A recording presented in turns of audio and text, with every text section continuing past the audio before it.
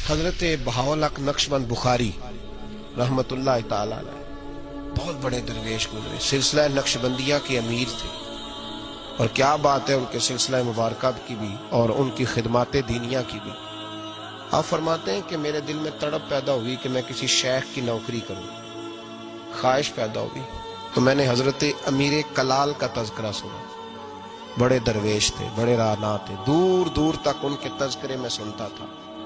فرماتے ہیں کہ میں ان کے ہاں چلا گیا، جب حضرت اتنا لمبا سفر کر کے حضرت امیر کلال رحمت اللہ تعالی علیہ کی بارگاہ میں پہنچا نا، فرماتے ہیں میں نے عجیب منظر دیکھا۔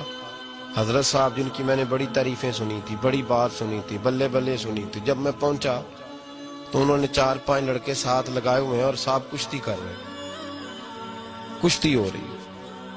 وہ کہتے ہیں میں نے کہا یہ بھی کوئی صوفی ہے جو کشتیاں کر رہا ہے، یہ بھی کوئی طریقہ ہے؟ ان کو چاہیے تھا بیٹھے ہوتے، حدیث پاک پڑھ رہے ہوتے، ذکر اذکار ہو رہا ہوتا، یہ کشتیاں کر رہے ہیں۔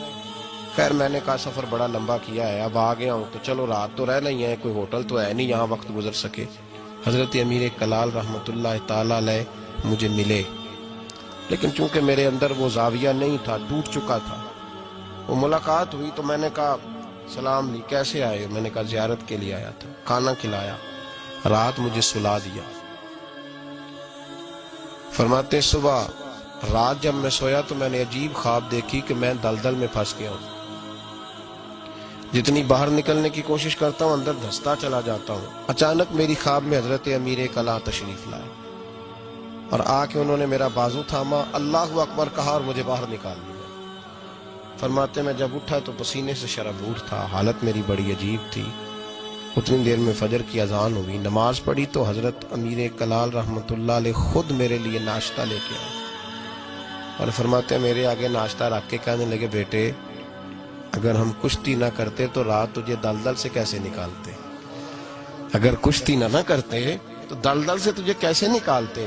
پھر فرمانے لگے یہ کشتی میں لوگوں کو اپنا پہلوان ثابت کرنے کے لیے نہیں کر رہا، مجھے پتہ چلا ہے کہ کافر اس علاقے پہ حملہ کرنے والے ہیں، ہم بھی جہاد کی تیاریاں کر رہے ہیں۔ تو یہ جہاد کی تیاریوں کے لیے کام ہو رہا تھا، تو نے پوچھ تو لینا تھا بات کیا ہے، تو نے تھوڑا پوچھ تو لینا تھا، تو تھوڑا سا تفصیلات میں چلا جاتا، کسی سے پوچھ لیتا۔ لیکن نا کبھی کبھی میں محبوب کے وہ فرمان دیکھتا ہوں تو دل میرا کھل اٹھتا ہے، جب محبوب نے کہا تھا تیری نظر بھی دائیں بائیں نہیں اٹھنی چاہیے، نظریں جھکا کے رکھنا، جھکا کے، کانوں سے وہ سننا بس جس کی تجھے ضرورت ہے، اور زبان سے محتاط جملے بولنا۔ جب نظر بری چیز دیکھے گی نہیں، کان سنیں گے نہیں تو دل میں وسوسے آئیں گے ہی نہیں۔ ہمیں تو پہلے دن سے شریعت نے محتاط رہنے کا حکم دیا۔ میرے عزیز دوستو، سلسلہ طریقت کے عزیزوں، میری آپ سے یہ گزارش ہے، سمجھ لیں ایک نئے سرے سے دوبارہ سبق شروع کر رہا ہوں آپ کے۔ آج کا سبق آپ کے لیے یہ ہے کہ زندگی میں کسی بھی مومن سیء العقیدہ کے بارے میں برا خیال نہ پیدا کریں، بلکہ ہمارے صوفیاء تو فرماتے ہیں کسی بد عمل کو دیکھ کے بھی یہ نہ سوچ کہ یہ بد عمل اور میں نیک ہوں، یہ بڑی بیماری ہے۔ فرماتے ہیں ہو سکتا ہے ایک وقت ایسا ہے تیری توفیق چلی جائے اور اس کو اللہ توبہ کی توفیق دے کے اپنا ولی بنا لے، تو اچھی سوچ رکھ، مثبت رائے قائم کر۔